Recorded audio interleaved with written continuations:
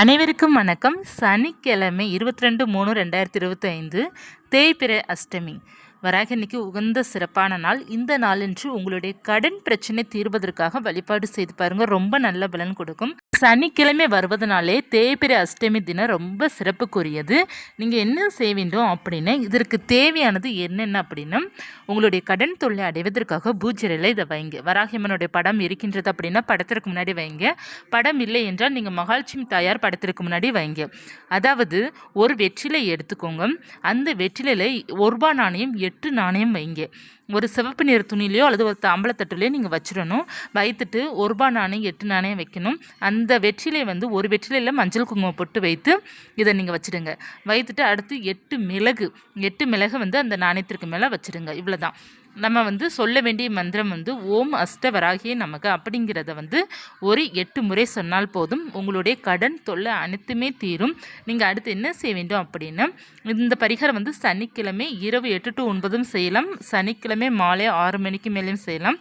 செய்துட்டு நீங்கள் என்ன செய்ய வேண்டும், மறுநாள் காலையில், அதாவது ஞாயிற்றுக்கிழமை காலையில் அந்த வெற்றிலை எடுத்து நீங்கள் கல்படாத இடத்துல போட்டுட்டு, அந்த 1 ரூபாய் நாணயம் இருக்குது பார்த்தீங்களா, அந்த 1 ரூபாய் நாணயத்தை 8 நாணயத்தை எடுத்து ஒரு சிவப்பு நிற துணியில் முடிச்சு போட்டு வராகியம்மனுடைய படத்துக்கிட்ட வச்சுருங்க.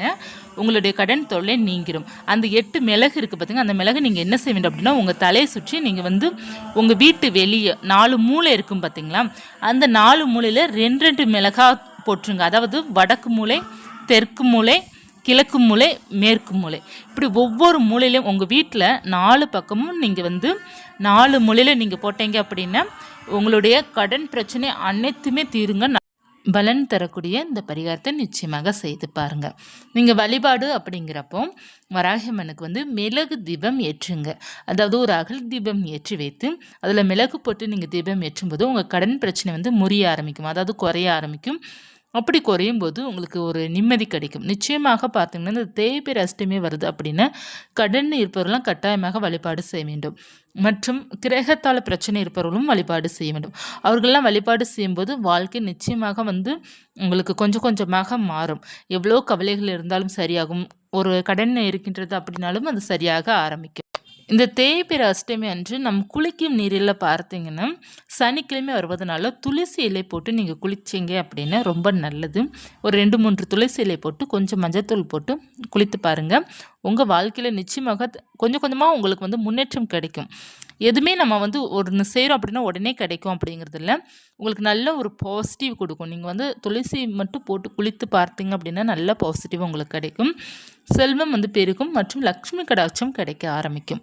உங்கள் வாழ்க்கை நிச்சயமாக மாறும். இந்த தேய்பிறை அஷ்டமி நமக்கு சனிக்கிழமை வருவதுனா ரொம்ப நல்ல நாள். இந்த நாளை தவற விட்டுறாதீங்க. இந்த நாள் பார்த்தீங்கன்னா காலபைரவருக்கும் மிகவும் உகந்த நாள். காலபைரவரை வழிபாடு செய்யும் போதும் அனைத்து சிக்கலும் தீர ஆரம்பிக்கும், கடனும் தீர ஆரம்பிக்கும், நோய் நொடிகள் தீர ஆரம்பிக்கும், எல்லாமே சரியாக போகும். தேய்பிறை அஷ்டமி அன்று காலபைரவருக்கு பால் அபிஷேகம் செய்வதற்கு பால் வாங்கி கொடுங்க. உங்களால் என்ன முடியுதோ அதை வாங்கி கொடுக்கலாம். செவ்வரளி பூக்கள் வாங்கி கொடுப்பது ரொம்ப நல்லது. எலுமிச்சங்கனி வாங்கி கொடுப்பது ரொம்ப நல்லது. போய்ட்டு நீங்கள் தீபம் ஏற்றி வைத்து பைரவரை மனமுருகி பிரார்த்தனை செய்துட்டு வரும்போது உங்களுடைய பிரச்சனை எல்லாமே தீரும். காலபைரவர் வழிபாடு மற்றும் தேய்பிறை அஷ்டமி அன்று வராகியம்மன் வழிபாடுலாம் ரொம்ப சிறப்பான வழிபாடு. உங்களுடைய கடன் பிரச்சனை தீர்ந்த பிறகு நீங்கள் முடிச்சு போட்டு வச்சுருக்கீங்களா, அந்த நாணயத்தை எடுத்து நீங்கள் கோவில் உண்டியில் சேர்த்துட்டு வந்துடுங்க. ரொம்ப சிறப்பானது. பக்கத்தில் எந்த கோவில் இருக்கோ அந்த கோவிலில் சேர்த்துட்டு வந்துடலாம். அல்லது அந்த 1 ரூபாய் நாணயத்துக்கு நீங்கள் பூஜை பொருள் எதாவது வாங்கலாம். அதாவது பூ கூட நீங்கள் வாங்கி வைக்கலாம். இந்த மாதிரி நீங்கள் சுவாமிக்கு அதை பண்ணலாம். இந்த பதிவு உங்களுக்கு பயனுள்ளதாக இருக்குன்னு நினைக்கிறேன். இருந்தால் லைக் பண்ணிக்கோங்க. இது போன்ற ஆன்மீக தகவலுக்கு சேனலை சப்ஸ்கிரைப் பண்ணி வச்சுக்கோங்க. நன்றி.